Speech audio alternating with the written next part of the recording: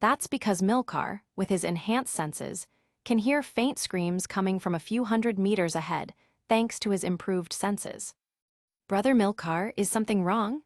Suddenly, seeing Milcar stop, Kazuma steps forward to ask. Aqua looks at Milcar and grabs his right hand, her eyes showing concern. The rest of the group simply can't hear anything because they don't have Milcar's cultivation level. Chapter 14, Goblins. All right, I think we might have a little battle ahead. Nothing importante, just some goblins or perhaps. Milcar murmurs before walking forward. As the group ventures deeper into the forest, faint screams of a woman can be heard, along with several goblin cries. Is it? Kazuma squints his eyes, Eris does the same, Darkness puts on a serious face, and Aqua moves a little closer to Milcar. However, Milcar remains calm. There's no need to rush. First, we must check if the enemy is weaker than us, Milcar says coolly.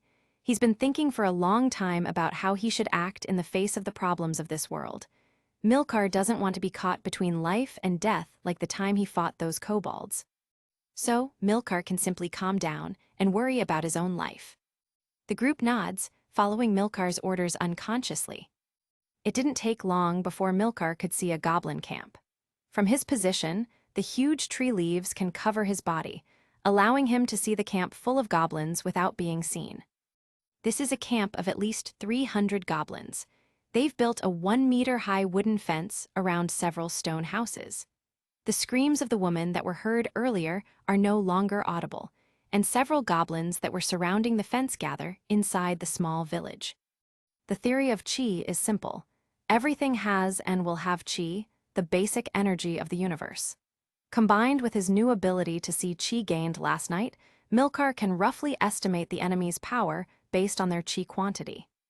No goblin has a large amount of Qi. However, in the center of the village, Milcar can feel a large accumulation of black Qi.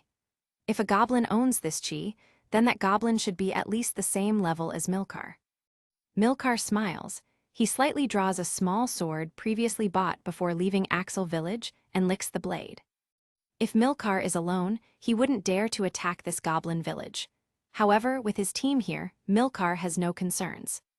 Even a scene where his team betrays him crosses Milcar's mind. However, if that were to happen, then Milcar can escape from this place without any problems. Would you like to learn to fight today? Milcar asks quietly. The whole group looks in Milcar's direction. Kazuma's eyes widen in surprise, Eris swallows nervously, Darkness feels her heart tremble with pleasure at seeing Milcar, and Aqua simply tilts her head in confusion. Milcar's few words were enough for everyone to understand that Milcar plans to attack the goblins.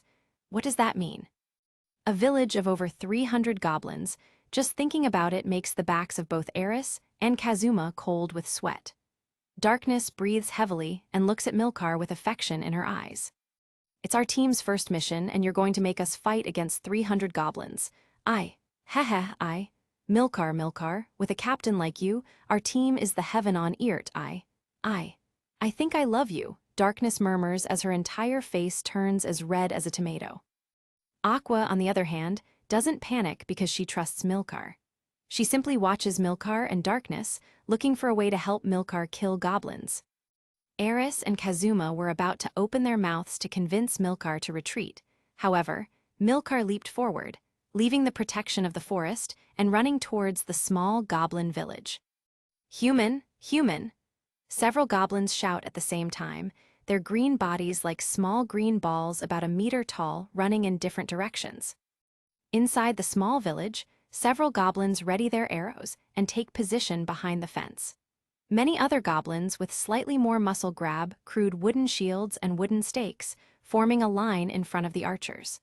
Some other goblins in tattered robes prepare behind the archers. These seem to be goblin mages. 1, 2. A goblin in shiny leather armor begins to shout. All the goblins move in an orderly manner like a well-trained army under the command of this goblin in golden armor. However, running, Milcar's speed exceeds 60 miles per hour in just an instant, the ground beneath him crackling with each of his strides, a light layer of white Qi covering his body as Milcar's muscles spring into action. Every fiber, every muscle, every tendon, Every cell of Milcar receives the accumulated chi in his dantian. In just an instant, Milcar opens his eyes, flexes his knees, the ground beneath him cracking as Milcar leaps forward. The archer goblins swallow nervously, their eyes fixed on the fence. The goblin in shiny armor quickly feels a sense of danger that numbs his skin. A second later, the goblin in shiny armor raises his head upwards. In the sky, a man of fairly common appearance holds a short sword, his body shining slightly white and his smile wide. "Fire! Attack!" the goblin in shiny armor shouts with all his might. The several archer goblins who have already noticed Milcar's position in the sky quickly aim their arrows at Milcar. In just an instant, several wooden arrows whistle as they approach Milcar with speed, their sharp tips ready to cut through anything in their path. Milcar in the sky smiles, unfazed by seeing dozens of arrows just meters away from him, his body shining slightly brighter, and Milcar covers his face with his two arms. Clash, clash. Several wooden arrows shatter upon contact with Milcar's body, as if these arrows were hitting against thick metal. The sound of several arrows hitting against something solid is audible. The goblin in shiny armor and the other goblins watch this with their mouths open. What does this mean? Their hearts begin to beat intensely, their bodies trembling, but they force themselves to react. The shield bearers surround the enemy now, archers fall back, mages await my command. The goblin in shiny armor shouts orders quickly. Chapter 15, Black Goblin. Several archers run backwards as the goblin squires swallow nervously. Milcar's body falls standing on the grass with a dull thud. Several labored breaths like those of tired dogs can be heard. Dust rises around Milcar's body due to his landing. The goblin squires look at each other, each of them scared and unwilling to be the first to charge forward. However, Milcar doesn't care about this. Ha ha ha! An audible laugh can be heard as Milcar attacks the first squire. Milcar's sword easily cuts through the wooden shield and the squire's chest, killing him instantly. A collective cry of surprise is heard before all the goblin squires react. Charge, charge!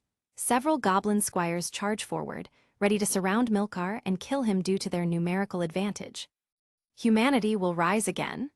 Milcar shouts a phrase he has always wanted to shout before attacking the nearest goblin squire, his sword easily piercing through the wooden shield and cutting the goblin's neck, blood spraying like rain. With a swing of his sword, several goblins are cut in half. Several goblins try to surround Milcar and overwhelm him with their bodies, however. Milcar simply swings his sword again, and 5 goblins are killed due to being cut in two. Milcar proceeds to swing his sword again and again. Every time he swings his sword, a goblin squire dies tragically. The goblin in shiny armor nervously licks his lips, his breathing heavy and his fear preventing him from thinking. Just a few seconds were enough for the group of goblin squires to be completely annihilated. The goblin in shiny armor breathes too quickly. The goblin archers and mages are waiting for orders. However, at this crucial moment, the goblin in shiny armor grits his teeth, turns around, and proceeds to run. Several goblin archers and mages who were waiting for orders watch this with open mouths. "Inhuman beast!" Milcar shouts as he pierces the heart of a goblin mage. The goblins who have been abandoned by their apparent leader panic, drop their weapons, and proceed to run like headless chickens. Strike! Milcar strikes a goblin in the head until he kills him. Immediately, Milcar's speed comes into play. Milcar chases the next goblin and tears his head off with his right hand, then attacks another goblin, kicking him to death. In just a moment, the goblin camp has turned into a graveyard. As Milcar squints his eyes, a strange sense of concern passes over his face. What about the screams of the woman he heard earlier? What about that accumulation of negative chi? Where is the body of the woman he heard screaming? These questions pass through Milcar's mind as he crushes a goblin to death. Milcar doesn't hear anything for a moment before being surprised. Milcar moves at great speed, dodging the attack of a 2-meter-tall goblin. The goblin hits the ground, and as a result, the ground cracks and there is a slight tremor. The black goblin is 2 meters tall, as muscular as a bodybuilder, and his body is flexible. Milcar, who dodged the attack quickly, looks at the black goblin, his face serious for a moment. The black goblin smiles. Human, do you think you can come to my camp and kill these useless ones? Haha, I am the only one who can kill these shits. The black goblin shouts. In his left hand is the lifeless body of the goblin in shiny armor. The black goblin nervously licks his lips as he watches Milcar. Haha, I've been looking for you. Are you an elite goblin? Damn. Ha ha ha, look at you, brother. Even though you're a goblin, you're handsome. Those adventurous girls would pay well to spend a night with you. Milcar says to the sea how a large sausage that looks more like a 10-kilo sausage hangs from the black goblin's crotch. HMPH, is that so? Haha, it's good to know that I'm handsome and attractive. Women certainly go crazy when I use this little friend. The black goblin moves his hips, slightly making the blood sausage hanging from his crotch sway. However, bro, could you stop staring so intently at my penis? I'm not gay. The black goblin spits with some disgust. Milcar shakes his head while smiling. He doesn't plan to say another word. Milcar concentrates, his body glows again, his mind is concentrated. The black goblin also puts on a serious face as he gets into a battle stance. Milcar's body moves at high speed. In just an instant, Milcar's body appears in front of the black goblin. Milcar's right fist is directed at the black goblin's face at high speed. To Milcar's surprise, the black goblin does not try to dodge. He simply smiles as he receives the blow. Shock. Milcar's fist hits the black goblin's face, sending the black goblin flying several dozen meters. Milcar narrows his eyes. Why did he feel like he was hitting only air? Milcar wonders inside his mind. His eyes observe in detail how the black goblin does some acrobatics in the air before landing on his feet. Then, the black goblin smiles and walks calmly towards Milcar. Milcar narrows his eyes, leaps forward again, this time to kick the black goblin in the stomach. The same sensation again, Milcar feels like he's kicking air. The black goblin is sent flying several meters before doing some acrobatics in the air and landing on his feet. Milcar's face shows seriousness. Heh, do you like my skill? The black goblin smiles with his yellow teeth. My body is capable of relaxing to extraordinary levels, making me immune to physical attacks. I am like an unbreakable feather bag. Do you understand? The black goblin smiles even more widely. In the distance behind the black goblin, Kazuma, Darkness, Eris, and Aqua observe the battle from behind a rock. Although the black goblin doesn't seem to have noticed their presence, Milcar knows exactly what his group is doing. Milcar bends slightly, his body leaning, his legs flexed. He takes a big leap forward and charges again towards the black goblin. You still don't understand. The black goblin mocks. He simply opens his arms, letting Milcar do what he wants. Milcar reaches right in front of the black goblin, but instead of hitting him, Milcar grabs the black goblin's right arm and throws him towards the horizon with great force. The black goblin's face shows confusion as his body is sent flying. Milcar smiles. For now, there are still goblins who have not been completely killed. There are still a few dozen alive who are hiding like rats. You can go and kill them. This time, I need to check something. Milcar murmurs with a slight smile. His words imply that he is addressing Eris, Kazuma, Darkness, and Aqua. Chapter 16, Finish. Without even hearing a word from his team, Milcar runs towards the horizon where the black goblin was sent flying. The black goblin, who fell standing amidst several trees, calmly watches as Milcar appears in front of him. Do you know what it means to be an elite goblin? Often people confuse some words or meanings. I'm not talking about hobgoblins or anything like that. I'm talking about elite goblins. The black goblin smiles before walking calmly towards Milcar. The difference is that we, the elite goblins, don't have something that limits our strength to a range. The black goblin smiles, stopping a few centimeters from Milcar. The black goblin's fist slowly moves towards Milcar's face, as if the black goblin were trying to give Milcar a friendly punch. However, Milcar's face distorts slightly, his body trembling and his survival instinct suddenly appearing. Quickly, Milcar moves at great speed to dodge the black goblin's attack. Behind Milcar, a tree several meters in circumference received the slow blow from the black goblin. The trunk, several meters in circumference, shattered with that simple blow. The earth trembled slightly, and the body of the large tree began to fall onto smaller trees. You've dodged it. It's not fair. I've received too many of your blows. You should at least have the decency to receive one of my blows, don't you think? The Black Goblin smiles maliciously. However, at this moment, Milcar's smile is even bigger than the Black Goblin's. That's because Milcar had been observing the abundant black chi within the Black Goblin's body. At first, Milcar was truly amazed. The black chi within the Black Goblin accumulated wherever he struck. This black chi seemed to absorb all the damage the Black Goblin received, only to be released by the Black Goblin himself in the form of powerful punches or any kind of attack. Milcar's face distorts into a smile at seeing this use of chi. Also, within the abundant black chi of the Black Goblin, Milcar can feel a small trace of pure chi. Milcar smiles, his body begins to glow slightly. The Black Goblin tilts his head before shaking a finger. Heh, I'm sorry, but this must end now. The Black Goblin smiles before his muscles grow enormously. His body changes size, becoming larger. The Black Goblin quickly swings a fist forward. Milcar, who had advanced earlier to attack the Black Goblin, swings a fist forward. Clash. Both fists collide. A strong wind spreads like a shockwave. The Black Goblin's confident face quickly turns to a surprised expression. Milcar's smile causes a cold sweat to run down the Black Goblin's spine. The next moment, the Black Goblin's left and right fists collide with Milcar's. This time, it's the same result as before. The Black Goblin's and Milcar's fists seem to be equal in strength and power, however. Both know that this apparent equality in power cannot last long. Damn it, the Black Goblin curses before kicking forcefully forward.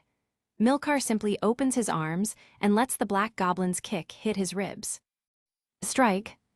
Milcar is sent flying, but in midair he twists his body and lands on his feet without a scratch. Seeing this, the Black Goblin's eyes widen. Ha ha ha ha! Milcar laughs out loud.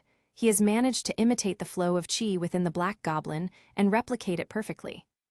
A brief silence follows before the Black Goblin kicks the ground lightly. You've got talent, however what you're doing is just a copy. Now let's see who's better. The Black Goblin bends his knees and rushes forward like a blur. Milcar says nothing. The Goblin launches an assault, leaving an afterimage behind him. Clash. The Goblin punches Milcar square in the face, but Milcar doesn't resist. He lets the attack land. The Goblin grabs Milcar's leg to stop him from being thrown away, then swings him and slams him against several trees as if trying to crush him. Clash. Wood splinters and dust fills the air. The Black Goblin keeps attacking relentlessly, each strike shaking the forest. Damn it, the Goblin shouts and throws Milcar against a large rock, shattering it to pieces. But from the rising dust, Milcar stands up calmly, completely unharmed. He takes a few steps forward, a wide grin stretching across his face. His muscles seem to have expanded, and his torn clothes barely cling to his body. His skin glows faintly golden, radiating with energy. This transformation is caused by the chi absorbed from the Goblin's attacks, now circulating through his entire body. This is not possible. Damn it, the Goblin screams, his red eyes burning with rage. He charges again. Thump, thump, thump. Fists, kicks, headbutts, every blow lands with a metallic sound. The wind from his strikes shakes the battlefield, yet Milcar remains unmoved, like an unbreakable statue. The Goblin's hands bleed, but he refuses to stop. Milcar's golden muscles shine, looking harder than stone. With each attack, Milcar's body only grows stronger. Finally, the Goblin stops. The skin on his hands is gone, and he trembles before Milcar, lowering his head in exhaustion. Milcar flexes his arm, preparing a final strike. The Goblin looks up and sees a golden fist inches from his face. There's no fear, only silence. Chapter 17, Golden Body. Strike. A deafening sound echoes through the forest as Milcar's punch lands. The shockwave bends trees, scatters stones, and silences the battlefield. The Black Goblin collapses, his body fading away like smoke, leaving behind only stillness. From within the dissipating mist, a faint figure appears before Milcar. You, he mutters softly. The pure chi he sensed before was coming from this girl. Milcar quickly catches her before she falls. It's Megumin, unconscious and weak. He didn't expect her to be the one trapped inside the black goblin's body. As he holds her, he notices her trembling. Her clothes have been mostly destroyed during the battle, and he immediately wraps her in what remains of his cloak to cover her. Megumin slowly opens her eyes, dazed. For a moment she seems lost, then gasps in surprise, realizing she's safe. She looks at Milcar and turns crimson, clearly flustered by their closeness. Why are you like that?" she yells, averting her gaze, her voice trembling with embarrassment. Milcar blinks, realizing the awkward situation, and lets her go at once. Megumin stumbles back, grabs the cloak tighter, and runs off shouting incoherently, her face still red. A silence falls after she disappears into the forest. Sitting on a rock, Milcar sighs. "Looks like I can't recruit a walking explosion for the team," he mutters, shaking his head in regret. He glances up at the sky, filled with birds and palm leaves swaying in the wind. A fleeting sense of peace washes over him. Before long, he heads back toward the goblin village. As he approaches, faint voices reach his ears. The closer he gets, the more he sees the village is in ruins. From a distance, he spots Eris covered in injuries, darkness breathing heavily, Kazuma being revived by Aqua, who looks on the verge of tears. "Haha, looks like it wasn't a good idea to leave them alone with those goblins," Milcar mutters as he steps forward, his silhouette becoming clearer. Ignoring his tattered state, he waves casually. "Hey, it's been a while. I already took care of the black goblin. How did your fight go?" The group freezes, their eyes widen in disbelief at the sight of him. A moment of silence spreads through the group. Eris quickly covers her eyes with both hands, though she leaves a small gap between her fingers to peek through. Her face turns bright red, and her body trembles slightly. Darkness, on the other hand, stares with wide eyes and a huge grin, completely fixated on Milcar's toned figure. Her gaze travels up and down, inspecting him from head to toe. Then, suddenly, her expression freezes, surprise replaces amusement, and she swallows nervously. Meanwhile, Aqua acts immediately. She grabs one of the bags she brought and pulls out a large blue cloth. Without hesitation, she rushes over and wraps it around Milcar, covering him completely. "HMPH," Aqua mutters under her breath, face crimson, avoiding direct eye contact as she keeps adjusting the cloth until he's fully covered. What in the world are you doing?" Eris yells, her voice rising in shock and frustration. Milcar only smiles and shakes his head. "What, you've never seen a statue of a Greek god before? Ha ha ha," he says with a teasing grin. Eris' face turns even redder. Darkness looks at Milcar with a mischievous glint in her eyes. A strange mix of admiration and amusement spreads across her face, almost like she's enjoying the chaos. Chapter 18, Supersuit. Milcar, I knew it," Darkness exclaims dramatically, pointing at him. "You're just as shameless as I am. You like showing off your glorious physique to the innocent maidens of Axel, don't you? Ha ha ha, but I, Darkness, shall take responsibility. If your wild instincts must be contained, I'll be the one to endure it for the sake of humanity." Her armor gleams heroically as she speaks, but her gleeful smile completely ruins her attempt to look noble. Aqua, who just finished covering Milcar, snaps her head toward Darkness, her expression twitching in irritation. "You've got to be kidding me, Golden Knight," she yells furiously. "I bet you'd flirt with a horse if it complimented you." Darkness's face goes scarlet. She opens and closes her mouth, speechless. Eris, panicking, grabs the unconscious Kazuma and runs off in confusion. Darkness freezes, staring into Aqua's furious blue eyes. A sudden thought crosses her mind. Could Aqua actually like Milcar? That would explain her jealous outbursts. The idea makes Darkness smile faintly. But before she can say anything, an enormous wave of water materializes above her head. With a flick of Aqua's hand, it crashes down like a waterfall. The entire goblin camp is flooded, houses crumble, and trees bend under the impact. Milcar grabs Aqua by the waist and jumps high into an old tree, taking refuge among its thick branches. Below them, Darkness's voice can be heard faintly through the water, screaming and splashing as she's swept away by the torrent. At the top of the tree, Milcar sighs in relief and sits down, resting his back against the trunk. The water below sparkles in the sunlight. Aqua, still trembling slightly, sits beside him, or rather on his lap, and hugs him tightly. Her eyes shimmer, and her voice comes out shaky. I heard your fight with the Black Goblin, she whispers. Not the words, but the impacts and then the explosion. I thought you were gone. Her voice breaks a little. Milcar just smiles gently and pats her head. He doesn't speak, but the calm in his eyes is enough to comfort her.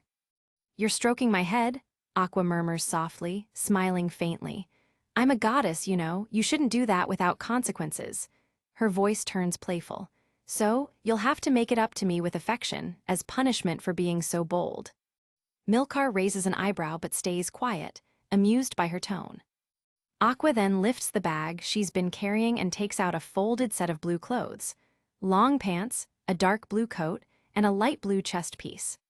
Haha, this is a special uniform, she says proudly. Not many get one from a goddess.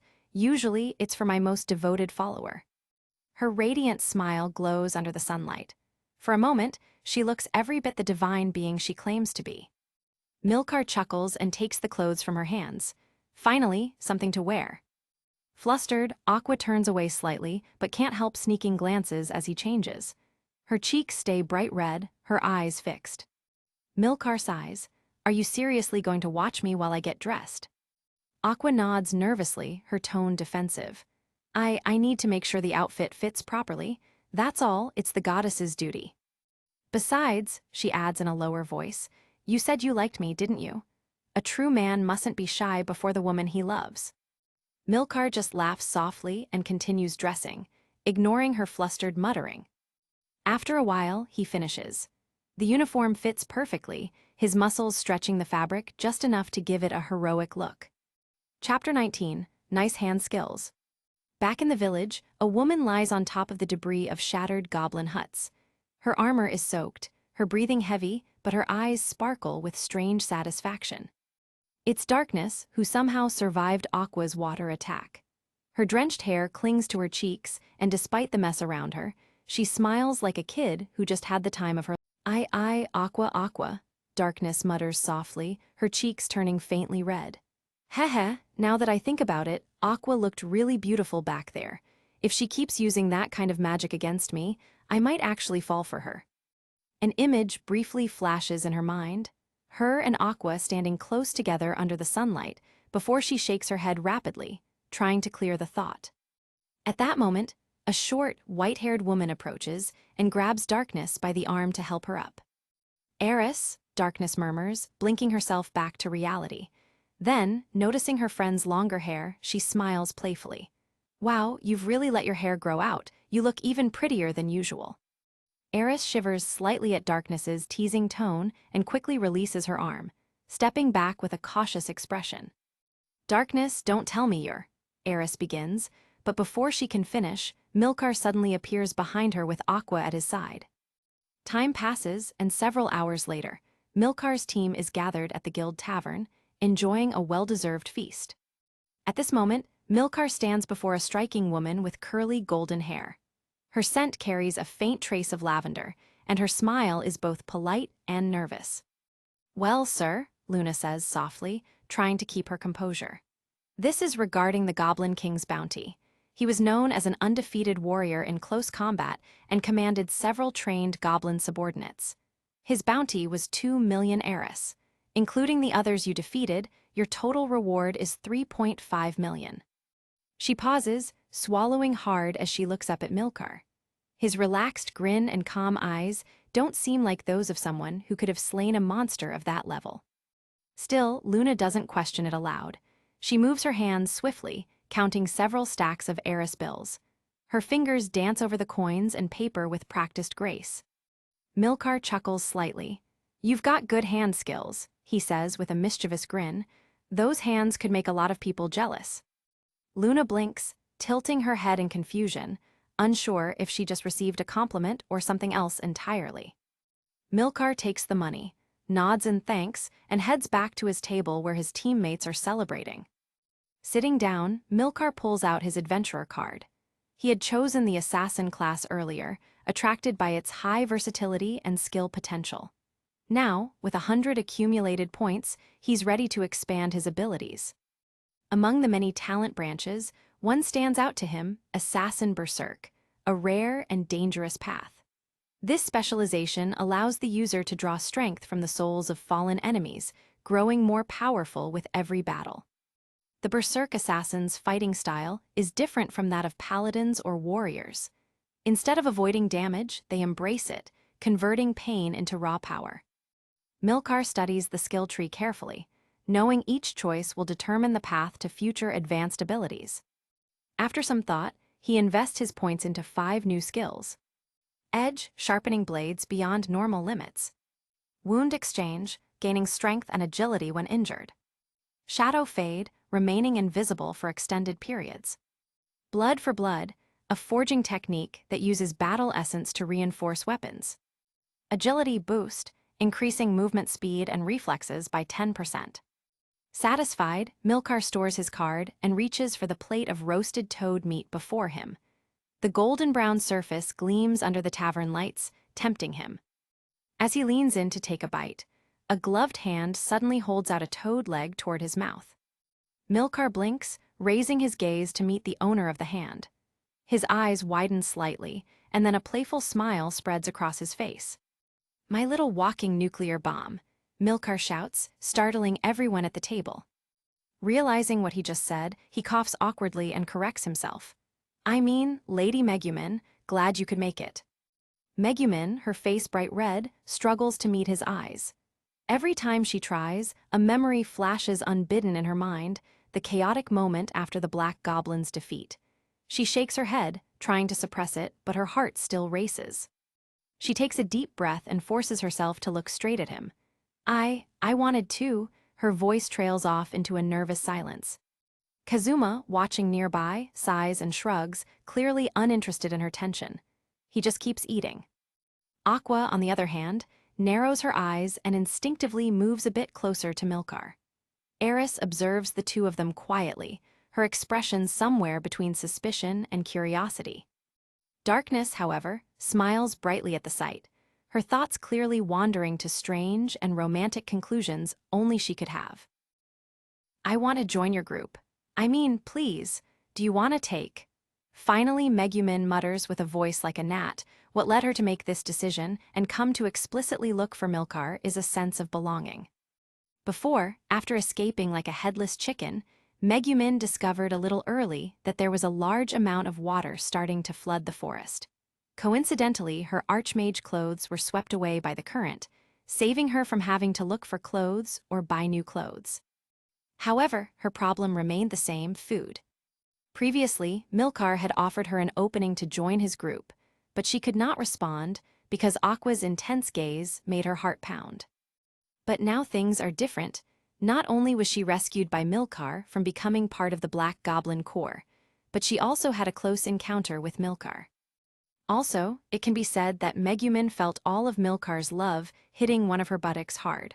Obviously, nothing happened, but Megumin always has the feeling of something slightly sticky staining one of her buttocks.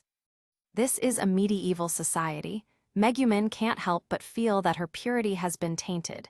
With an aggrieved expression, Megumin could only think of looking for Milcar and trying to get closer to Milcar. After all, even if Aqua is present at Milcar's side, should it still be possible to become a concubine, right? Megumin, who unconsciously started to think that way, still can't help but blush. HMPH, hahaha, by the way, that's good, Megumin, come on, sit down, they'll bring some food for you soon. Milcar smiles generously, ready to order lots of food for Megumin. Hey, why do I feel like this girl has something weird on her mind? Akka thinks to herself before watching Megumin cautiously. Am I not being too? Aqua wonders inside her mind, however, her low IQ prevents her from thinking of the reason why Megumin would want to join the group. Faced with this prospect, the dinner went off without a hitch. Everyone ate and drank some wine. I forgot, tomorrow we'll buy a big house, hehe. Milcar speaks casually, making everyone at the table watch him. Brother Milcar, are you serious? Kazuma asks in disbelief. His eyes start to fill with tears about to come out, and his expression is slightly embarrassed. Chapter 21, The Waitress. A house is a house, by the way, don't look at me like that. Brother Kazuma, even if you look at me with that blushed face, I'm not gay. Milcar coughs lightly while giving Kazuma a threatening look. Kazuma swallows his next words. His face flushes slightly as he takes a few steps back and can only mumble something about capitalist leaders. Eris, drinking from a cup of milk, watches Milcar for a moment before narrowing her eyes. She has been having a problem in her mind related to Milcar over the past few days. The problem is that a rose-red heart appeared on her lower abdomen near her groin. Eris noticed this problem after Milcar searched for her for the first time. During these days of observing Milcar, maybe that little rose heart has something to do with the contract that Aqua gave to Milcar, but she hasn't noticed anything strange about Milcar, but she also doesn't want to ask Aqua about the matter. Thinking about this, Eris can't help but curse herself for breaking the contract the moment she read some words written on it. Eris wants to find the right moment to ask Milcar what exactly was written in the contract.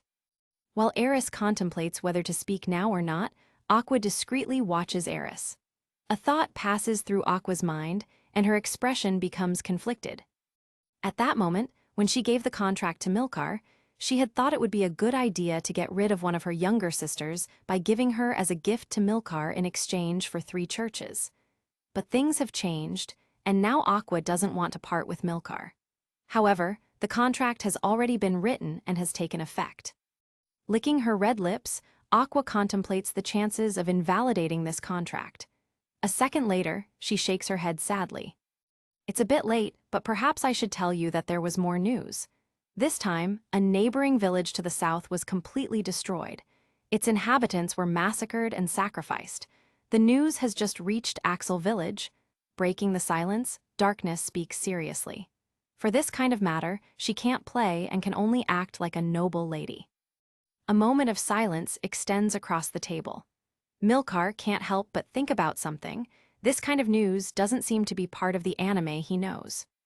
In the anime, there wouldn't be much agitation near Axel village during the first months. However, when Milcar arrived in this world, not only did he meet a kind of colorful kobolds that defied logic, but his encounter with the Black Goblin was also quite surprising for Milcar, who trusted his knowledge of the wonderful world to avoid difficult problems. As Milcar thinks about this, a beautiful waitress with cat ears claps loudly several times, catching everyone's attention. "Gentlemen," the waitress shouts to get attention. Several adventurers begin to turn their heads or bodies to look at this beautiful cat-eared waitress. Many men look at her lasciviously, and many women look at her with envy.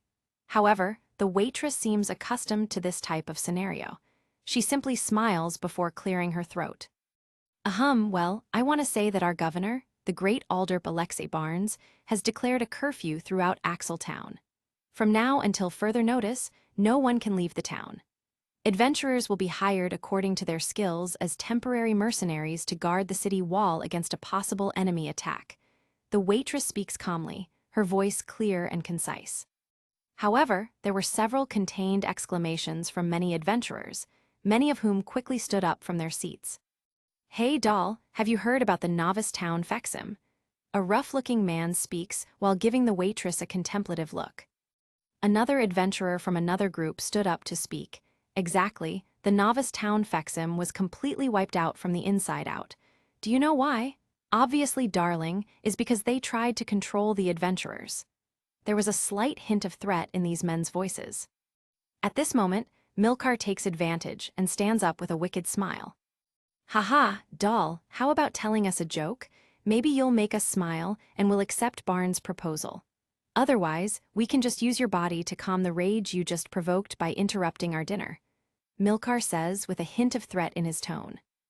The other 2 adventurers look at Milcar as if they were looking at a lost brother and smile at Milcar. Milcar, what the hell are you doing?" Suddenly, Darkness stands up in annoyance. As a woman, she can identify with the semi-human waitress and can't help but feel disgusted at seeing Milcar act this way.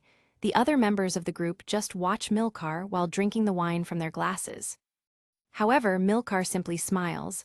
"Well, haha, I want to check something." Milcar speaks in a low voice. Darkness doesn't understand. She tilts her head in confusion, while the others at the table seem absorbed in the wine. The waitress, who was being verbally abused, quickly clears her throat and with a serious expression, points to a poster on a wall. The poster seems to have been recently put up, and no one paid attention to it. On the poster, a payment system is written according to the contributions an adventurer can make in defeating possible enemies. It ranges from 1,000 heiress to tens of millions of heiress, if one manages to capture the leader of the enemies that have been attacking the nearby villages. There was a slight moment of silence in the entire tavern, several gulping with difficulty. The server coughs once more to capture everyone's attention, her gaze fixed on the three adventurers. She looks at them and smiles slightly with a hint of amusement. Well, gentlemen, if you are courageous enough to intimidate a simple server doing her job, why not wager? The server smiles as several adventurers begin whispering amongst themselves. Milcar steps forward with a broad grin spreading across his face. Let us play then, little sister. What will you offer as a reward if we prevail? Milcar smiles while giving the server an appreciative look over her entire form. Contrary to expectations, the server smiles back at Milcar, her eyes now gleaming with mischief. A battle, it is simple. One-on-one, you three take turns attacking me. No tricks, no weapons, no spells, just strength and technique, the server declares confidently. At this moment, the server gives an intense smile that surpasses Milcar's own expression. What do you say, brother, or does your courage falter at the sight of me? A smile spreads across the server's face upon seeing Milcar's reaction. At that moment, an explosion of laughter erupts throughout the Adventurers Guild Tavern. Many men and women seem to have been suppressing their amusement for quite some time. Many of them cannot avoid glancing at Milcar, with mocking expressions on their faces. The beautiful server takes several steps forward, ready to enter combat at this moment. However, Milcar simply shakes his head in response to her challenge. Tomorrow at first light in the Axel Arena, what do you say? If you lose, I will put a collar on you, and you will pretend to be my companion. Milcar smiles as the woman simply returns the gesture, extending her hand toward him. She extends her hand, as if wanting to give him a friendly handshake. Chapter 22, Aqua's Affection.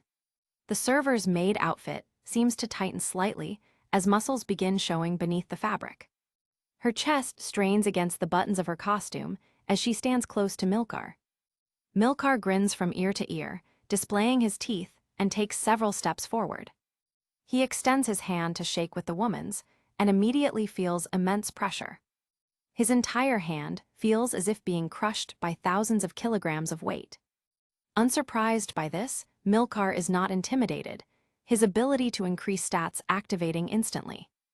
Milcar uses the energy inside his body and also presses the woman's hand firmly. On the outside, it appears like a friendly handshake, yet both combatants struggle for dominance. They did not stop until several minutes later, when both finally released each other's hand. Both look at each other seriously, acknowledging the strength they each possess. Chapter 23, Confession. Content censored for mature themes. Chapter 24, Sarasdina. The following day arrives with the rising sun. Milcar slowly opens his eyes, and as soon as he awakens, he sighs with satisfaction. His eyes become slightly bright as a full smile takes over his entire face. Milcar quickly lowers his head to see disheveled blue hair resting against his chest. This is Aqua sleeping with her head against Milcar's chest peacefully. The white sheet covers both of their bodies, and Milcar feels a slight sense of familiarity. Why does this feel familiar to him at this moment? Then, Milcar quickly makes a disgusted expression, almost retching from last night's meal.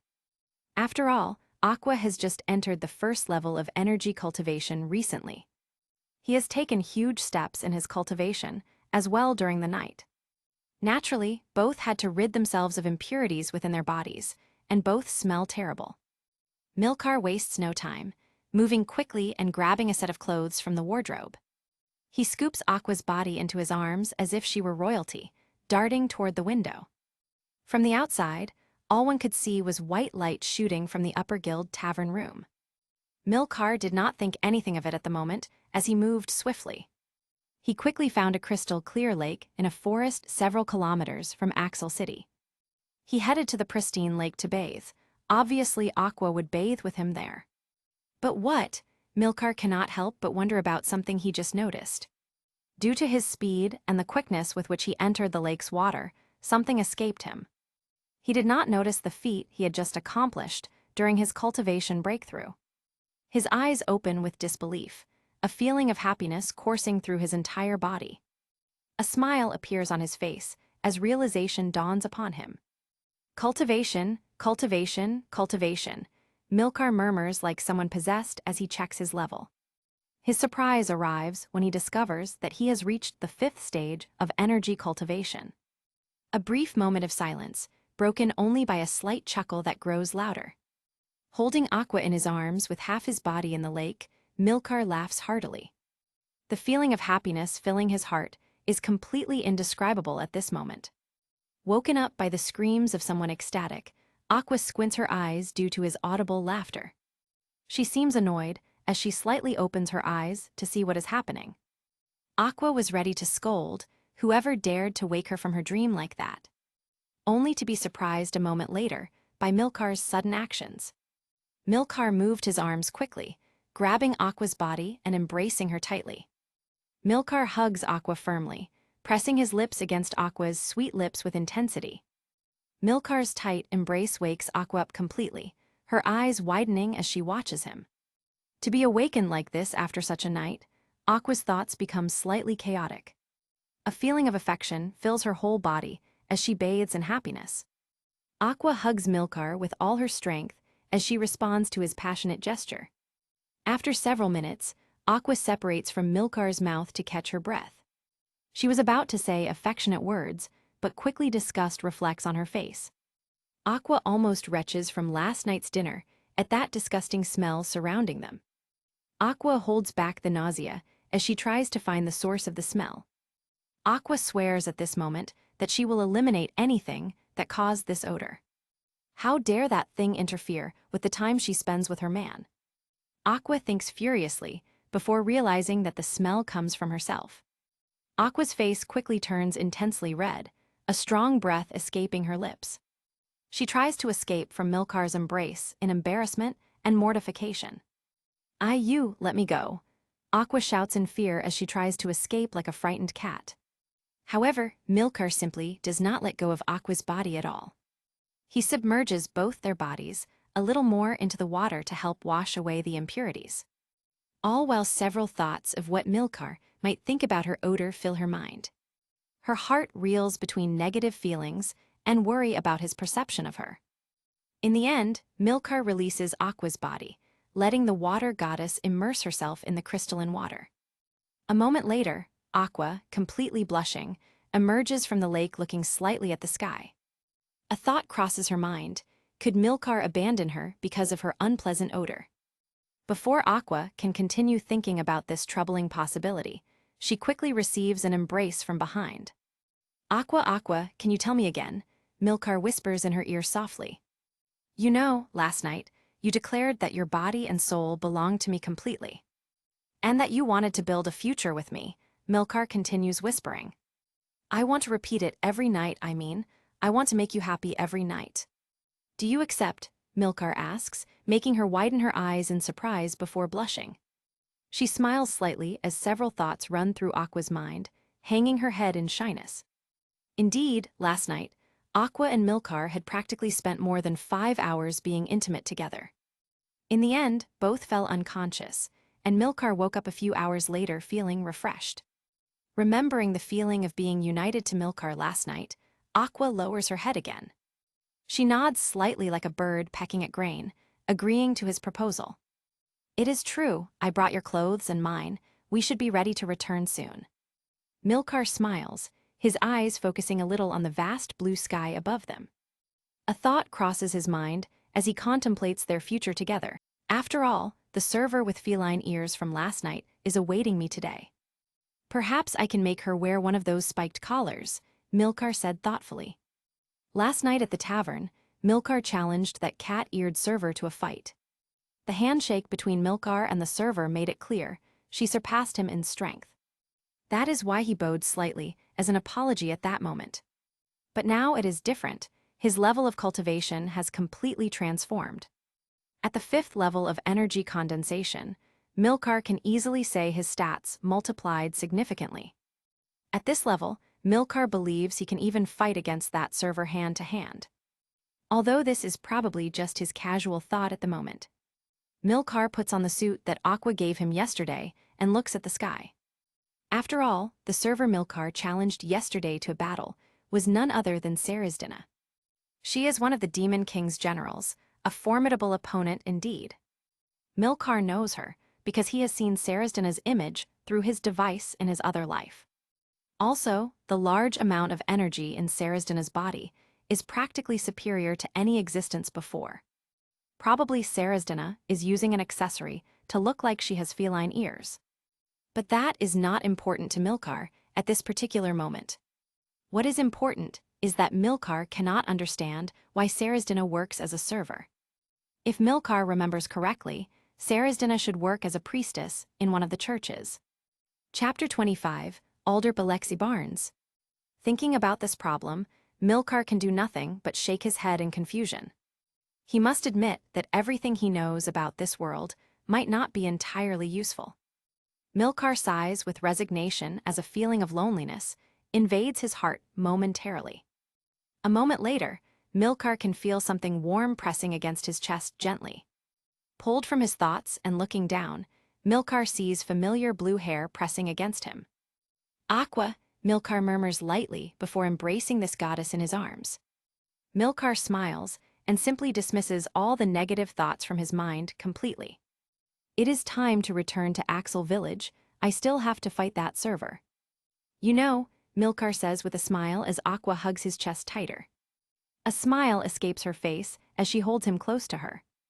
Yeah, it is true, Milcar, about this server, that server, I want you to defeat her.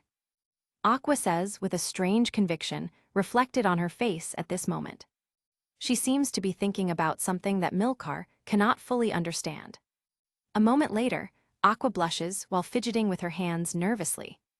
If I have a child with you, what would you name them? Aqua lifts her head to look at Milcar with her two bright and expectant blue eyes. In the Axel Adventurers Guild tavern that morning, many adventurers wake up with somber faces. Many of them men cannot help but feel a sense of rage and malice growing within. Many women cannot help but feel lonely and hopeless in the world at this moment. After all, Aqua's sounds from last night were heard in all the rooms above the tavern. Her sounds practically announced to anyone in the Adventurers Guild tavern what was happening. However, no man, woman, or adventurer regardless of their rank could approach Milcar's room. It was as if an invisible wall prevented them from advancing beyond a certain point. The furthest they could approach being 100 feet away from Milcar's room door. They were all amazed by this scene. They had heard that powerful adventurers existed before. But to establish an invisible barrier, how was that even remotely possible? Despite their surprise, they remained calm and returned to their rooms eventually. Not without muttering something under their breath about the situation they witnessed. At this moment, news begins to circulate in the Adventurers Guild tavern about a duel. A duel between an adventurer and a mysterious server attracts attention quickly. In itself, the news should not be important if it were not for several soldiers. Soldiers dressed in shining armor came to report that Governor Alderp Alexei Barnes will attend. He will be present in person to observe this battle between the two combatants. Naturally, this is hot news for many adventurers who cannot help but murmur amongst themselves. There is much speculation about who these people could be to attract such attention. Still, all adventurers, civilians, peasants, or merchants have the same thought in their minds. They all want to go to the Axel Arena to see this fight unfold. A few moments later in the Axel City Arena, the preparations are underway. This is a huge coliseum, over 20 meters tall, built to accommodate many people. It can house at least 50,000 people in its massive stands. Above the seemingly endless stands made to house civilians are the exclusive boxes. VIP boxes, where people with money or high status gather to watch events. Officially, the Axel Village Coliseum was built to welcome the king's visit years ago. It has not received visitors for the past few years until today. On this morning, various people of all kinds of occupations gather in the Colosseum stands, all eager to see the battle between an adventurer and a server who caught attention. Among this crowd gathered in the Colosseum are several people selling food and refreshments. Many merchants are present. It looks like the scene of a classic stadium with ecstatic fans. In the VIP box, where the center of the Colosseum can be seen clearly below them, the place where the gladiators should fight, a portly man smiles slightly with satisfaction. This middle-aged, rotund man with a mustache is Alderp Alexei Barnes, the governor himself. His clothes are majestic, and his demeanor is that of a noble of high standing. But his appearance is somewhat decadent, despite his fine clothing and position. Next to Alderp is his son, a young, handsome man with fine and elegant clothes. A beautiful face and a charming smile complete his aristocratic appearance. There are several huge and comfortable chairs in the VIP box for the guests. In the center, one sit Alderp and his son in positions of prominence. Curiously, sitting on the sides are Kazuma, Eris, Darkness, and Megumin together. The four were invited by Alderp himself to witness this particular event. In fact, Alderp's trusted men searched for Milcar's group this morning in the Guild Tavern. At that moment, the group expected to start a new mission as usual.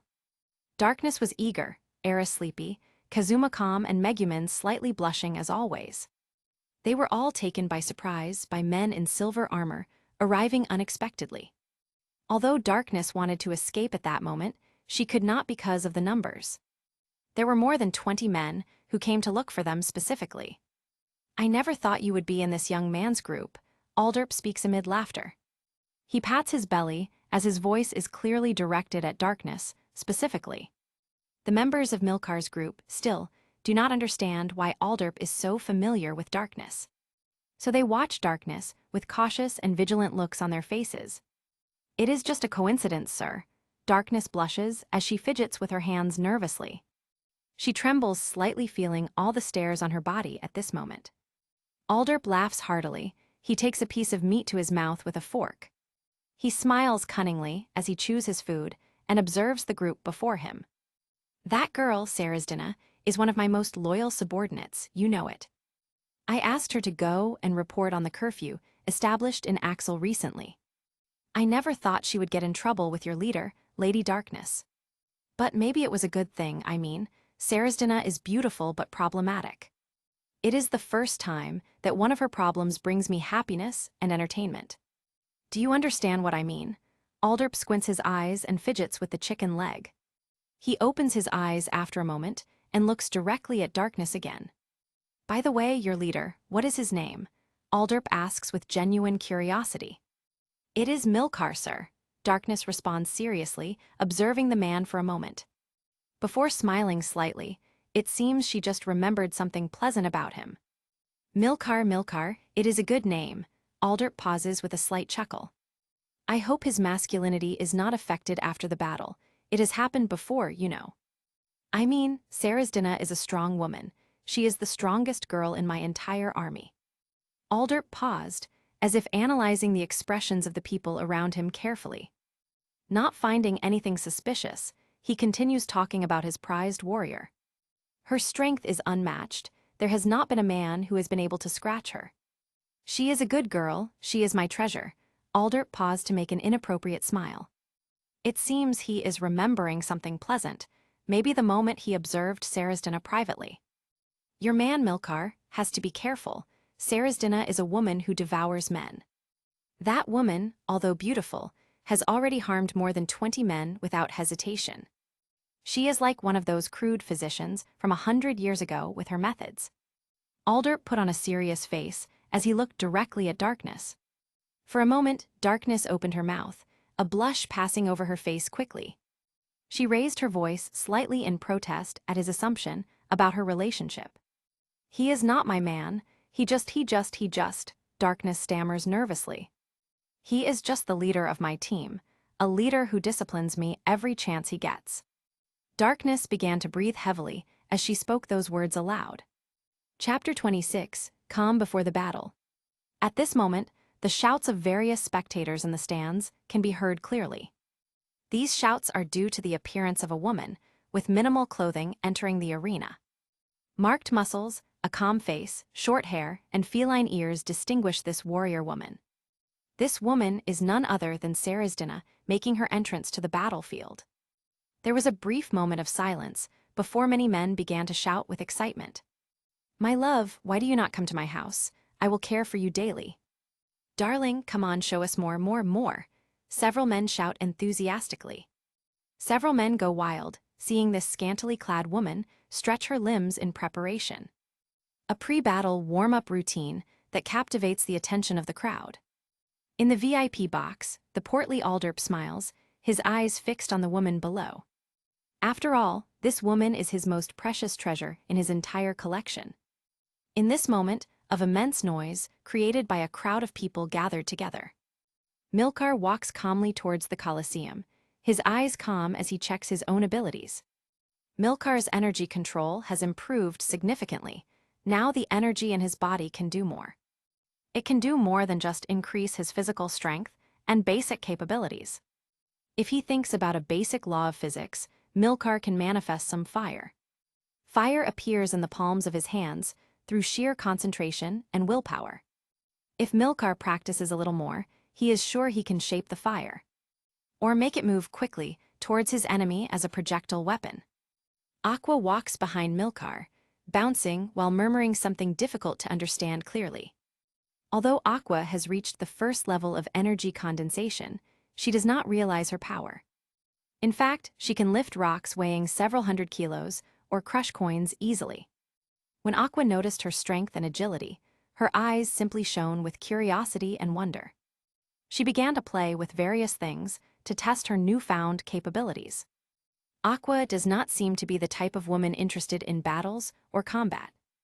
Milcar has noticed that whenever Aqua is near him, she acts differently than with others. Taking advantage of the moment, Milcar grabs Aqua by the waist gently. He begins to kiss her sweet lips, taking his time to savor the beauty before him.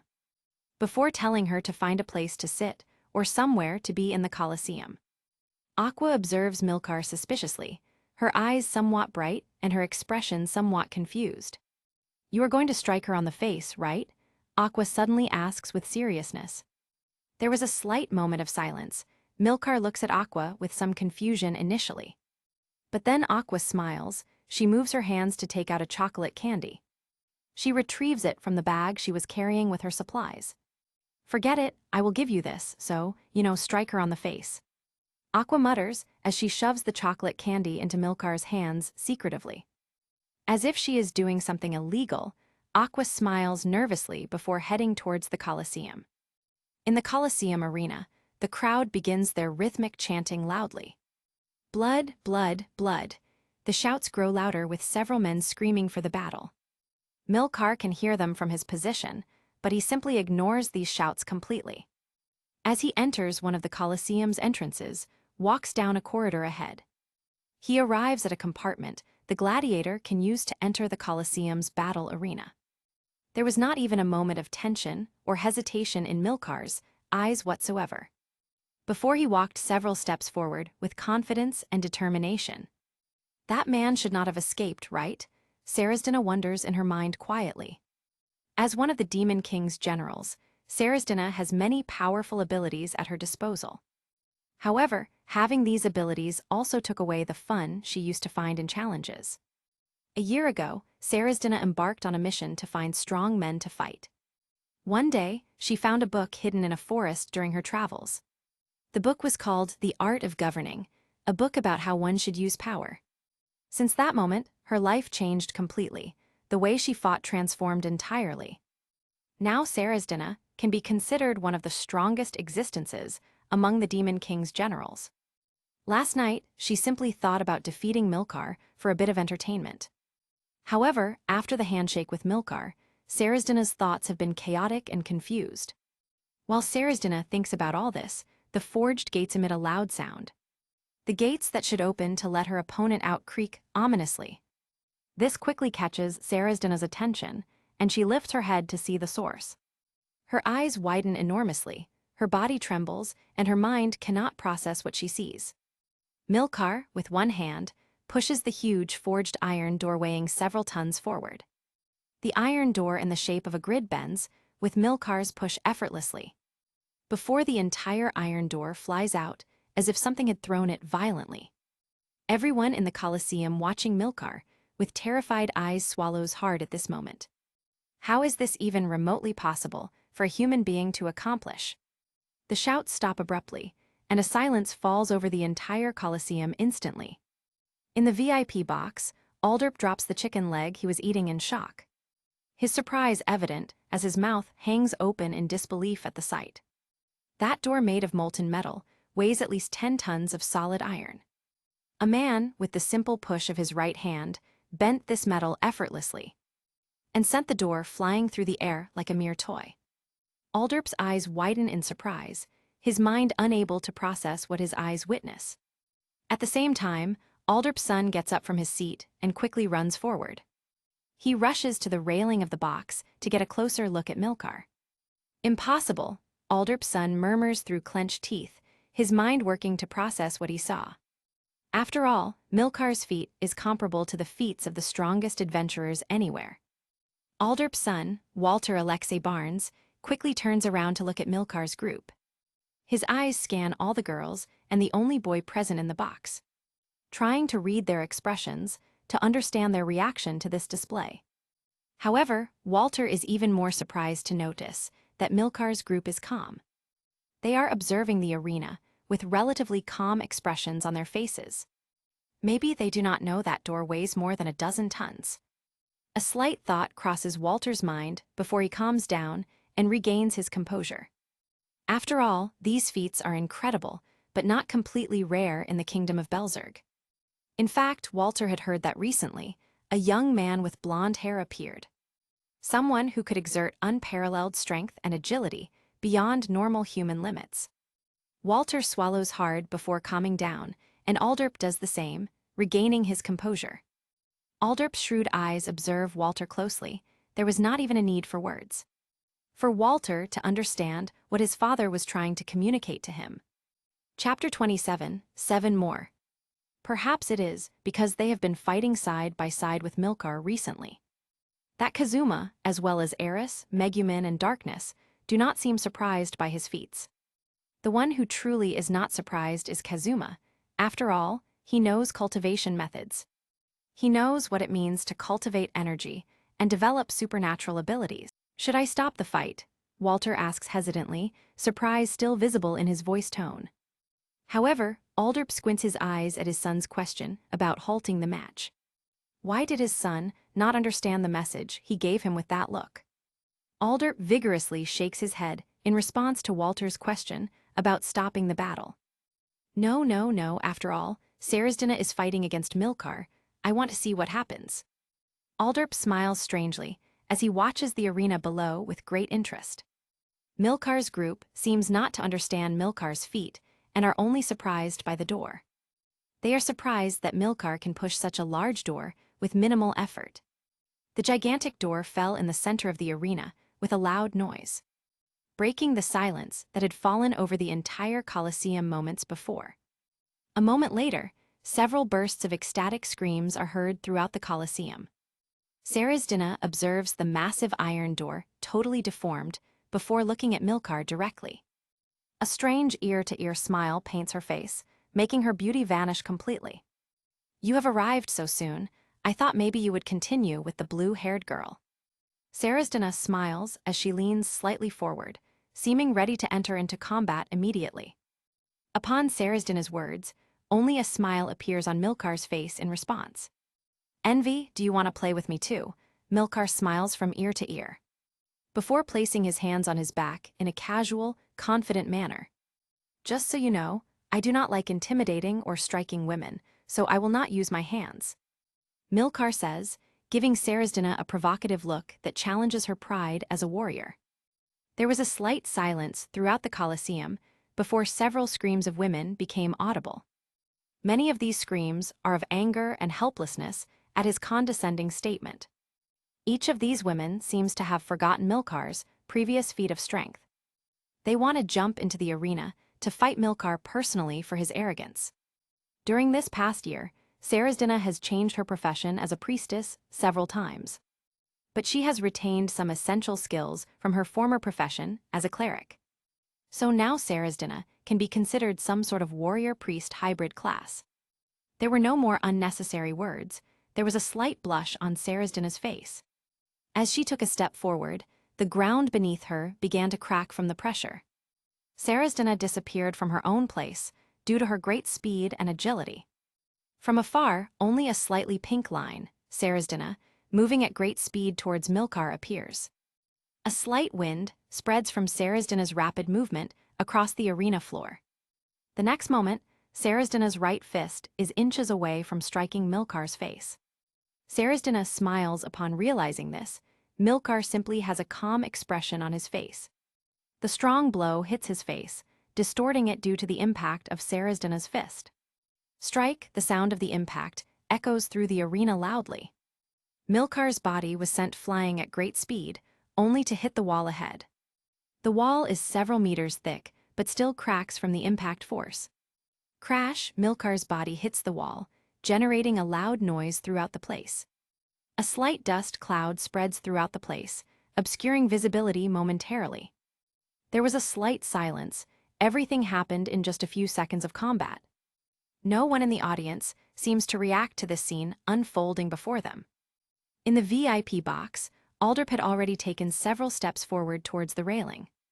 Leaning against the railing, watching the battle with his red eyes fixated below. Although he is a glutton who loves food and beautiful women, Aldrip was once a great warrior.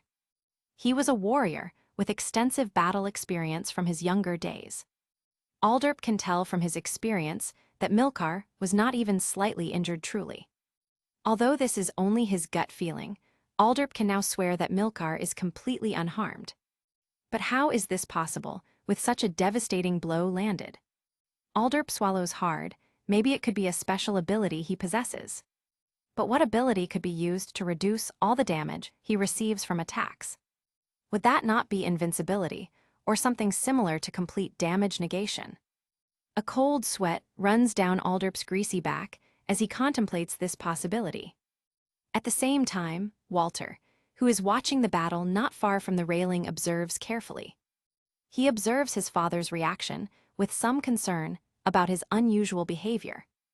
"Dad, are you okay?" Walter asks. Aldrip simply shakes his head in response. His eyes are red because he does not even dare to blink at this moment. He does not want to miss even the slightest detail of the fight unfolding.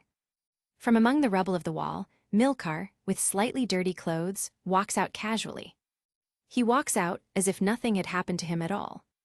Milcar, with his hands behind his back, smiles cunningly while watching Sarazdina across from him.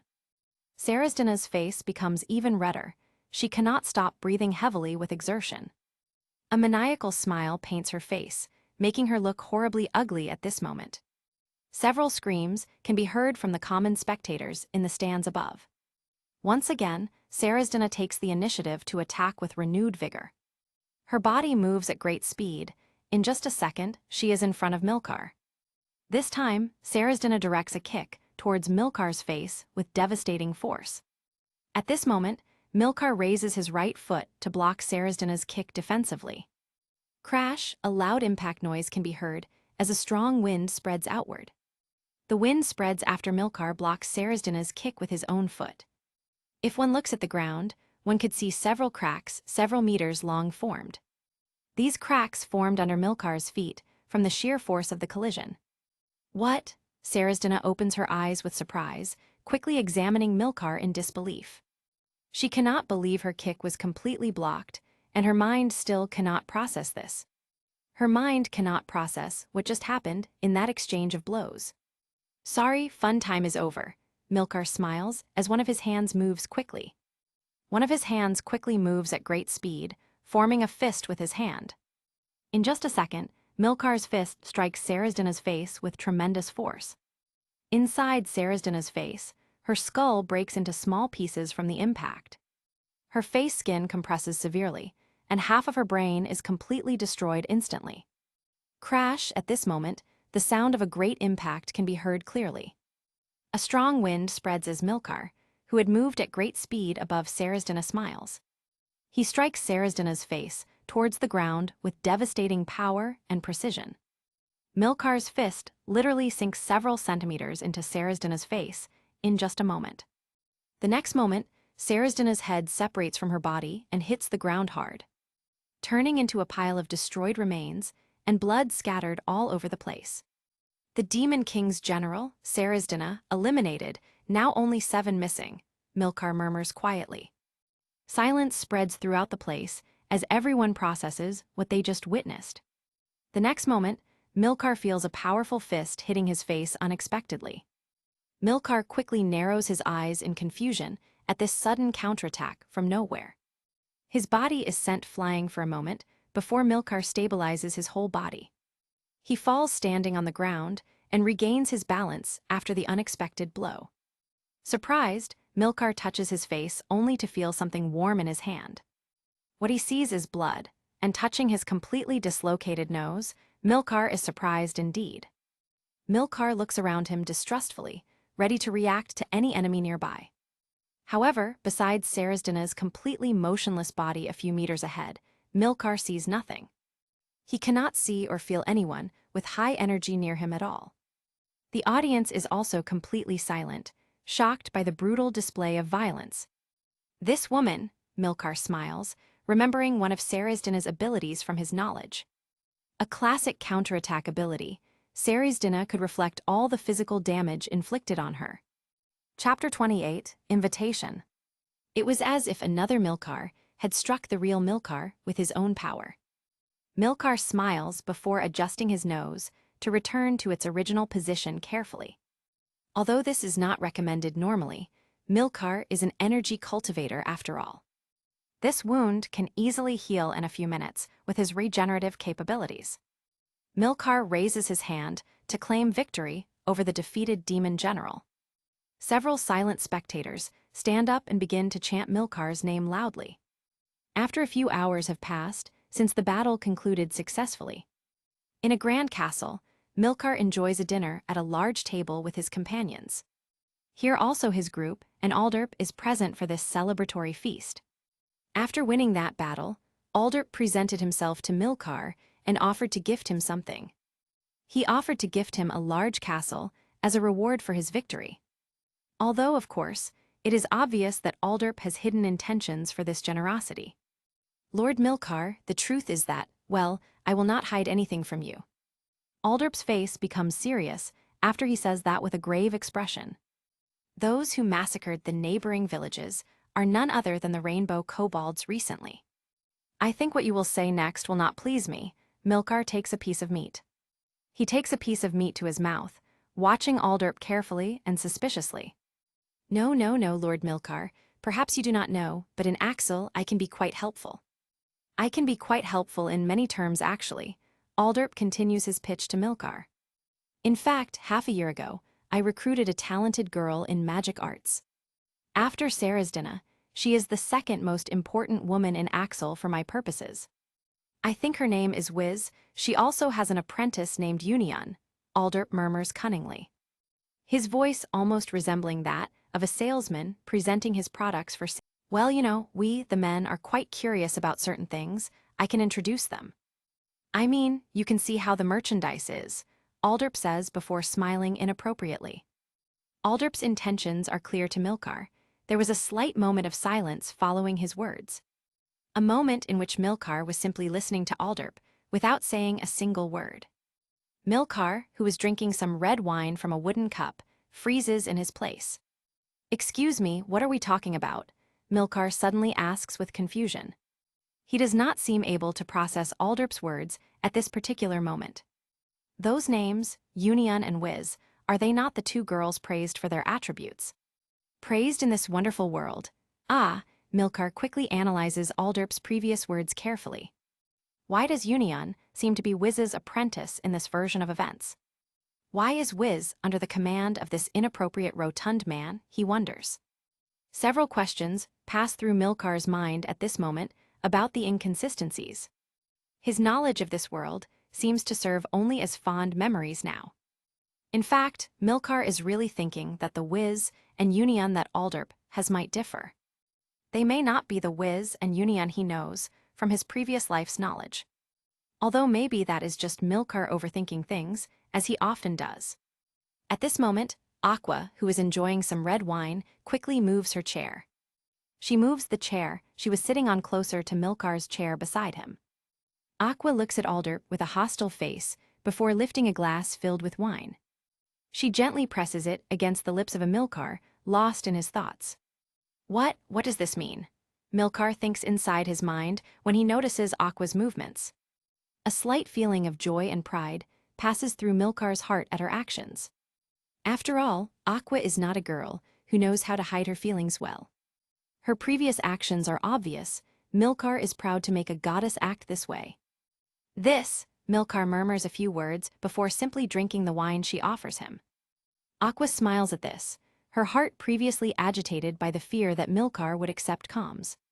Her heart calms down slightly, her eyes shining slightly with relief and affection. One of her hands slides under the table to caress Milcar's leg, gently and possessively. Milcar, it is already a bit late, Aqua speaks softly. Aqua moistens her red lips while gently pushing the glass against Milcar's lips again. Well, maybe we should cultivate more often. After all, it is always good to gain power. Aqua smiles widely, showing her white teeth as her hand goes from caressing Milcar's leg. Her hand heads to a more intimate place, beneath the table discreetly. Eris silently chokes on her food upon seeing this display. Her mind cannot process it. Her mind cannot process Aqua's attitude at this moment, in front of everyone. Is this the goddess of ignorance and greed acting like a devoted wife? Eris cannot help but think of this with horror at the transformation she witnesses. After all, this is the goddess who had been bothering her about her padding. She bothered her about padding for her chest in the celestial realm constantly. The image of Aqua in Eris's mind breaks at this moment completely and utterly. She only swallows the food in her mouth while looking at Aqua with horror. This, Lady Aqua, Eris murmurs between her teeth for a moment before calming slightly. Eris squints her eyes, calming her thoughts, and looks at Milcar with growing curiosity. Why can this man make Aqua behave in that way so differently? Eris observes Milcar closely, before blushing slightly at the memory that surfaces. After all, seeing Milcar, she cannot help but remember how Milcar emerged from the forest. He emerged unclothed from the forest when they took the mission to eliminate goblins. If Milcar can make Aqua behave like that, who is Milcar really beneath the surface? Eris thinks for a moment before setting a mental goal for herself. Maybe I should observe Milcar to see what his true intentions are with Lady Aqua. Eris thinks with determination about her new self-appointed mission regarding them. That is it. Lady Aqua is important to the celestial realm and needs protection. Milcar, what are your true intentions with Lady Aqua? Eris smiles at her reasoning. Her thoughts seem to bring her back to reason and justification for her interest. After all, I cannot leave Lady Aqua alone. I definitely do not do this because of interest. I have no interest in this man. I am not interested in his physique or his. Eris pauses. Eris opens her eyes with surprise after thinking. She clenches her teeth in frustration, before discreetly pulling her hair in annoyance at her own wayward thoughts. Darkness watches this scene with an inappropriate smile. No one knows what she is thinking. But she seems quite interested in Aqua and Milcar's relationship developing before her eyes. After all, her eyes are red because she is not blinking at all. Her sight completely focused on Milcar and the dynamic between him and Aqua. Kazuma takes a sip of wine and feels how life is cruel to him personally. Aqua, the girl who had been mocking and bothering him, now acts like a beautiful wife. Kazuma must admit that Aqua is the most beautiful woman he has ever seen. He has seen her in his 2 lives, and her acting like this is truly charming. Megumin watches everyone at the table and slithers like a serpent on the prowl, silently stealing meat from Kazuma and Darkness's plates with a cunning smile. A smug smile adorns her face as she thanks Milcar and Aqua for the distraction. For distracting everyone at the table, so she can pilfer their food unnoticed. Alderp watches this with a pensive face, contemplating the situation before him. After a moment, Aqua places the empty glass on the table and leans her head. She leans her head against Milcar's shoulder, bringing her body closer to Milcar's warmly. She smiles happily as she presses against him in clear affection and possession. Well, maybe next week. Milcar apologizes to Alderp with a slight bow. Oh, is that so? I did not think that Milcar with all his power would be that kind. Alderp smiles and says with some hidden disdain in his voice toward Milcar. Milcar's eyes open dangerously. Milcar stares at Alderp's rotund body for a moment intensely, before squinting his eyes in a threatening manner at the governor's words. Are you suggesting I am a submissive man? Milcar smiles slightly, letting out some malice. Lord Alderp, perhaps you are the ruler in Axel, but well, who knows what might happen. Some accidents can happen. Milcar lets out a slight threat from his lips directed at Alderp. A slight and uncomfortable silence spreads across the table at the veiled threat. Alderp watches Milcar with a smile, his white teeth visible as he strokes his mustache. He strokes his mustache with his right hand thoughtfully and with amusement. Is that so? Then we have nothing to talk about, Lord Milcar. You can keep this castle. Take it as my gift. Alderp pauses after making this declaration to Milcar. Chapter 29, Playing with Eris. Alderp stands up from his chair, with a smile on his face calmly. Aqua slightly turns her head to observe Alderp, a mocking smile appearing on her face, as she sticks her tongue out at him in a teasing manner childishly. Pig man, do you think you can tempt my man? Aqua thinks proudly. You need 10 years to overcome my methods, Aqua thinks proudly within her mind smugly. She slightly moves her body to press it against Milcar's body even more closely. This woman, he does not know why, but Alderp wants to strike Aqua's beautiful face. He wants to watch her cry. He smiles wickedly for a moment before simply bowing. He bows slightly in farewell to the group gathered at the table. The sound of Alderp's footsteps is heard before a brief silence ensues throughout the room. Milcar, is it really okay to do this? At this moment, darkness breaks the silence. Unlike her previous expression, her face is now completely serious and concerned, showing the beauty of a noble lady worried about the consequences of his actions. What do you mean? Do you think I cannot eliminate that guy? Milcar, by the way, where is my walking explosive expert? Milcar slightly raises his voice to ask. At this moment, Milcar feels a slight tickle on his knees and quickly looks down. Under the table, Megumin's head can be seen as she smiles mischievously at him. She smiles as she puts one of her fingers to her lips, signaling Milcar to remain quiet. A slight smile escapes Megumin's face as she reveals her hidden treasure. She proudly lifts a porcelain plate full of meat, and one of her eyes gleams slightly. Ah, my walking explosive, you are here. Is this some trauma related to lack of food? Milcar wonders upon seeing Megumin behaving this way beneath the table. He slightly shakes his head and decides not to reveal Megumin's actions to anyone else. Megumin was about to completely hide under the table when her eyes caught something. Her eyes caught the movement of one of Aqua's hands beneath the table. Megumin smiles when she sees that Milcar remained silent about her food theft. A kind of warmth passes through her heart at his consideration for her. A moment later, Megumin's face turns the color of her eyes in shock and embarrassment. She quickly covers her mouth to stifle a scream of surprise at what she witnesses. She stares wide-eyed at Aqua's right hand, which is touching Milcar inappropriately. Something beneath Milcar's pants has become visibly excited, and its silhouette is entirely visible.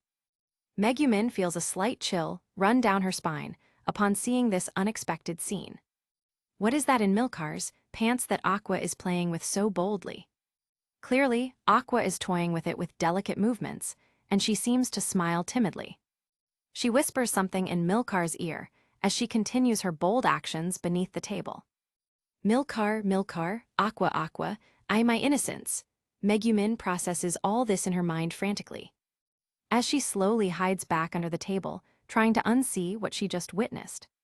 It seems she will not be able to sleep peacefully tonight after this traumatic experience. By walking explosive expert, you mean the red-eyed girl? Kazuma asks curiously. He was ready to continue eating his food, only to realize his plate is completely empty. Kazuma observes his plate incredulously for a moment before feeling like he is aging rapidly. I probably finished it without even noticing. What is happening to me? Kazuma thinks sadly. There was a slight chatter before dinner completely ended for the evening. Everyone chose rooms to sleep in, however. Milcar and Aqua chose a single room together. At night, a smiling Aqua hugs Milcar and practically throws him onto the bed playfully, before jumping onto Milcar's body herself, with obvious intentions for the night ahead. The next morning at dawn, Milcar awakens feeling significantly more powerful than before. 7th level of energy condensation. Milcar thinks happily to himself as he sits beneath a tree. After being intimate with Aqua all night yesterday, Milcar reached the 7th level of condensation. After barely sleeping a couple of hours, Milcar left early this morning to find something. To find a suitable weapon, to use some of the berserker assassin skills he had chosen. However, after searching throughout the village of Axel, Milcar did not find anything good to buy. All the weapons sold here are low-level and unsuitable for his current power. Even so, this does not diminish Milcar's joy of advancing to the 7th level of condensation. As he sits quietly under a tree, Milcar cannot help but sense his surroundings using perception. Nothing has changed, and that girl who has been following him since he left is still nearby. She is still hiding nearby in the trees, attempting to observe him secretly. Why has Eris been following me all morning? Milcar cannot help but wonder about her motives. Although Eris can use stealth skills to hide, she cannot hide from Milcar's perception abilities. This white-haired girl has been spying on him since he left the castle this morning. Milcar thought that maybe Eris was planning to attack him by surprise initially. Maybe trying to free herself from the contract, or something like that he considered. However, Eris does not seem to have any intentions of attacking Milcar at all. Milcar lets out a slight snort before disappearing, as if his existence were erased completely. In the treetop nearby, Eris opens her eyes in surprise. Her thoughts race quickly through her mind. Eris soon comes to the conclusion that Milcar seems to have discovered her presence. But how? Although she had watched Milcar's fight against Sarazdina yesterday, she still believed something. She still believed that Milcar was not excessively strong, beyond normal adventure levels. Confident in her thief skills, Eris could easily say that while she is no match for Milcar physically, she can still use some stealth skills to spy on him without being detected. However, Milcar's recent disappearance makes Eris's heart stop for a moment in fear. A slight shiver running through her veins, and she cannot react quickly enough. Hi, beautiful lady, why are you alone in a place like this? A voice sounds behind her. A slightly rough and mischievous voice is heard behind Eris, making her freeze. Eris's heart skips a beat as she realizes someone has approached without her noticing. She is about to react and jump to escape, but two strong arms trap her in an embrace. Where are you going? My dear, since you have been following me for so long, greet me properly. I do not know, a courtesy kiss or a good morning followed by a warm hug would not be bad. Milcar affectionately hugs Eris, a slight smile escaping his lips as he laughs heartily in his mind.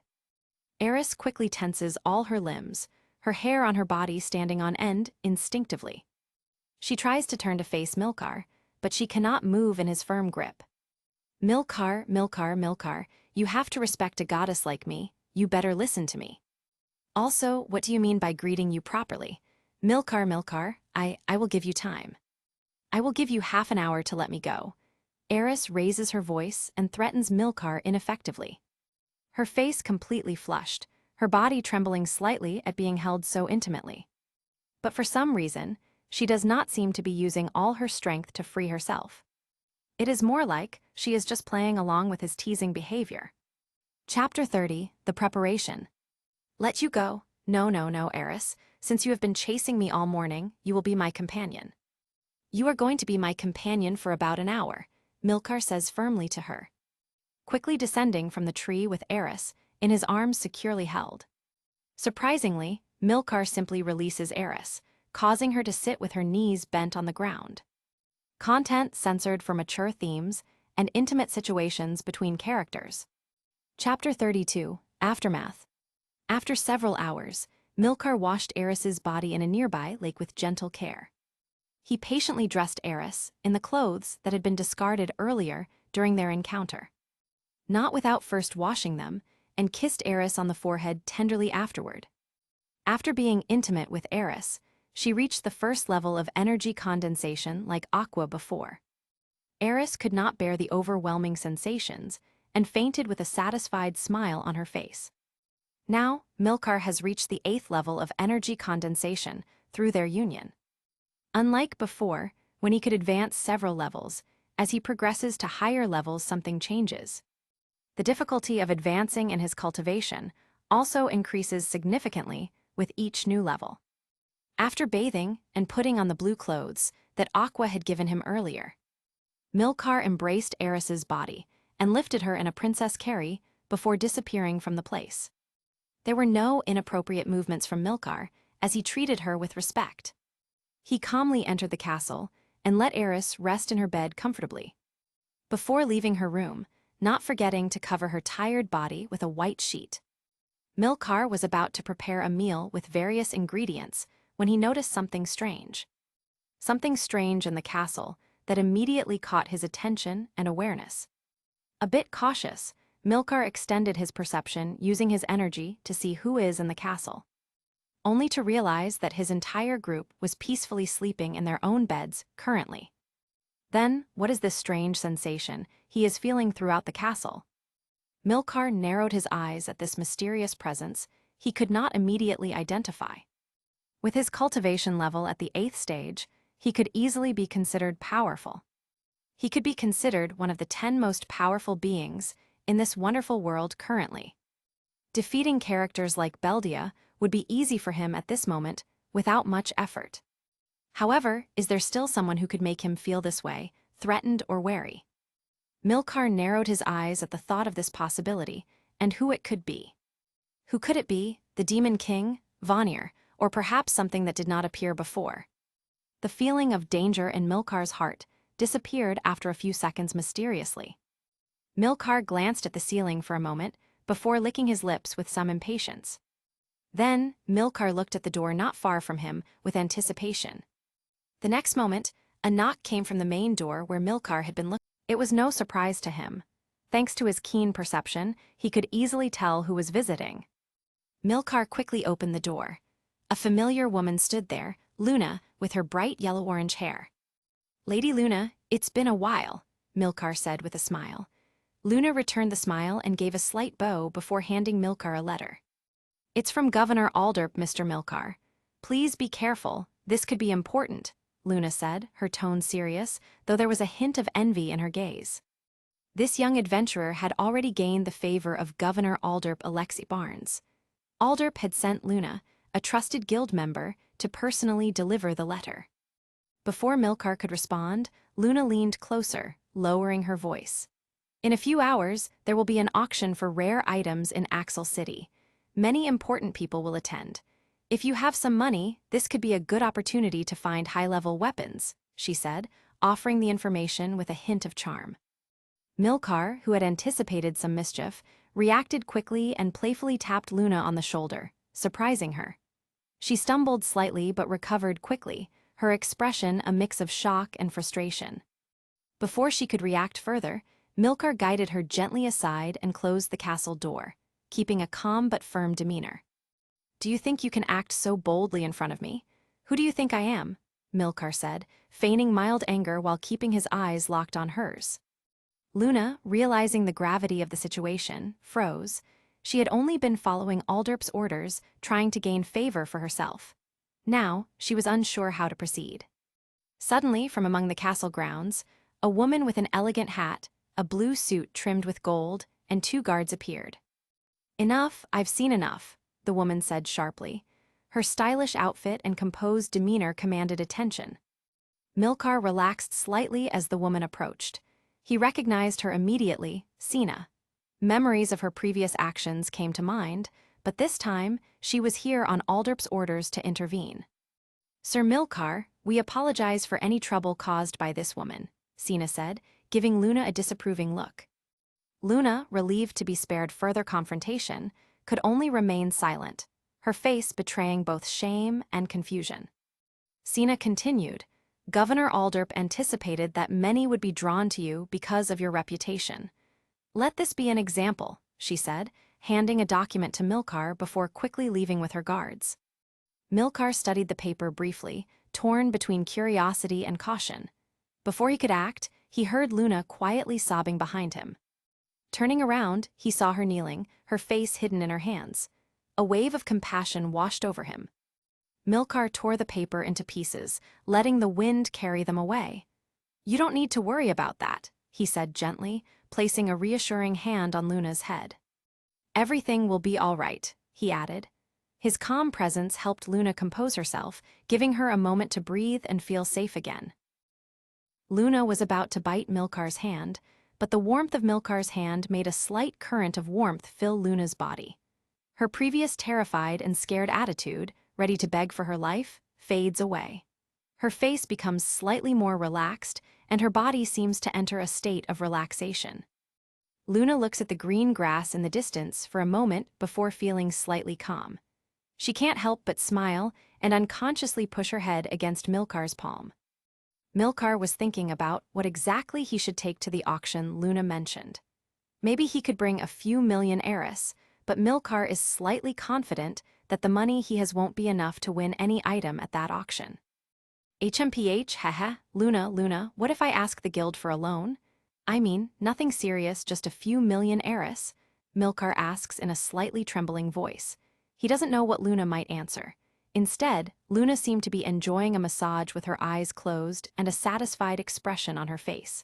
She barely heard Milcar's words, simply nodding her head. 10 million heiress, I can only lend you that.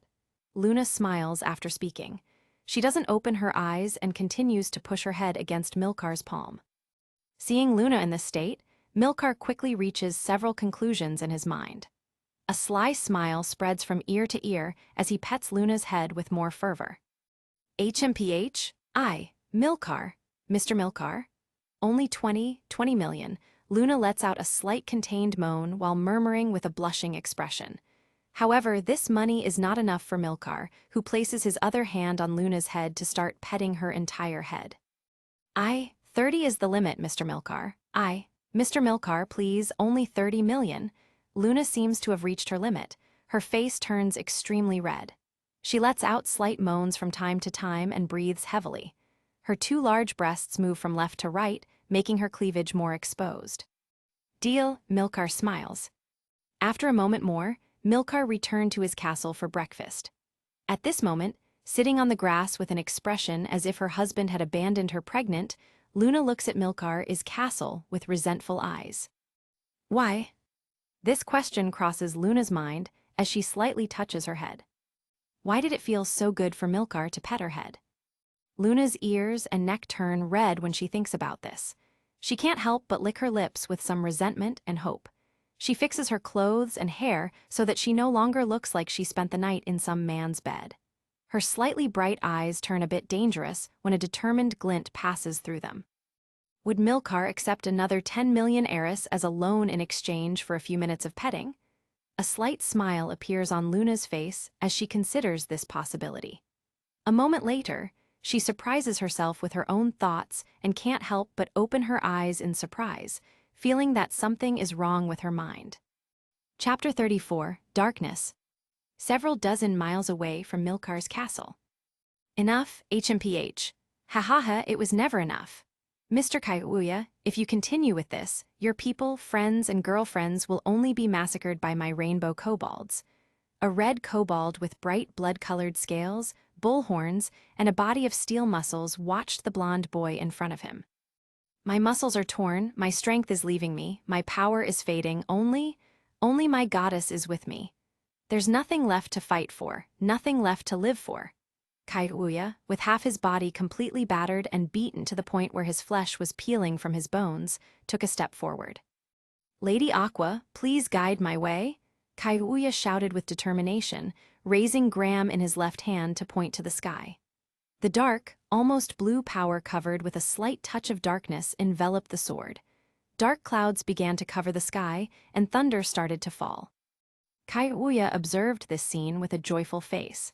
Had his goddess heard his plea? Will the goddess Aqua coming down to help him defeat these beasts? Kaiuya's heart filled with hope.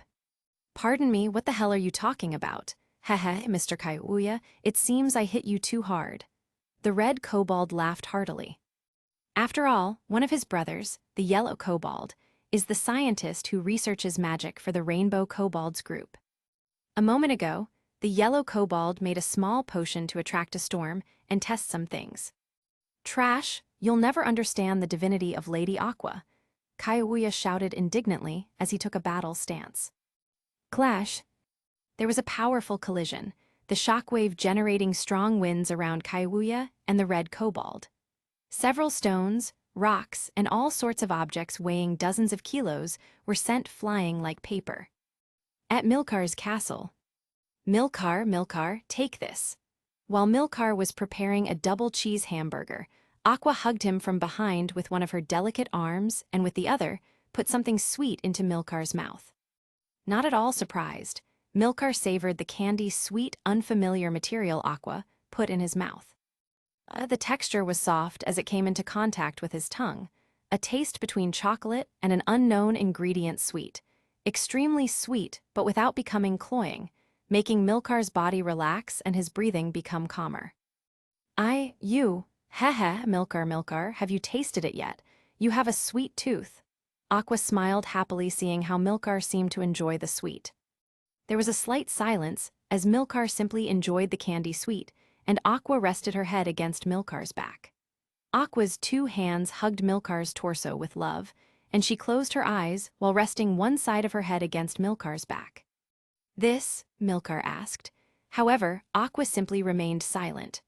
Aqua seemed to murmur something incomprehensible under her breath while giving Milcar a smile showing her white teeth. Aqua smiled slightly. Milcar turned around to face Aqua, but she simply lunged into Milcar's arms to press her lips against his. After Aqua claimed half of his double cheese hamburger, Milcar prepares to go to the Adventurers Guild. Milcar wanted to borrow some money from the Adventurers Guild and get information about the auction. Surprisingly, Aqua refused to accompany Milcar to the auction, simply stating she had an important matter to attend to. Milcar couldn't take Eris either because she was still sleeping in her room, so he simply walked to the second floor and kicked down the door of Darkness's room with the intention of taking her as his companion.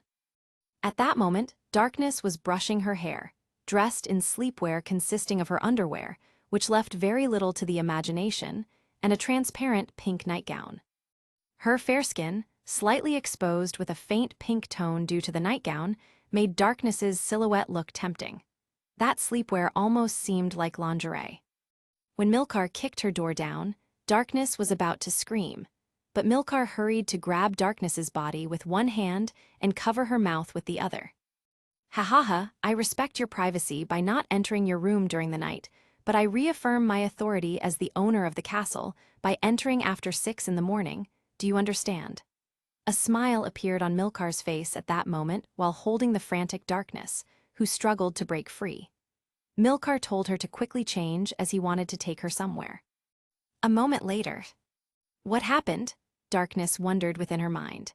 She wore her paladin clothes and now walked behind Milcar, her head bowed and her face completely flushed.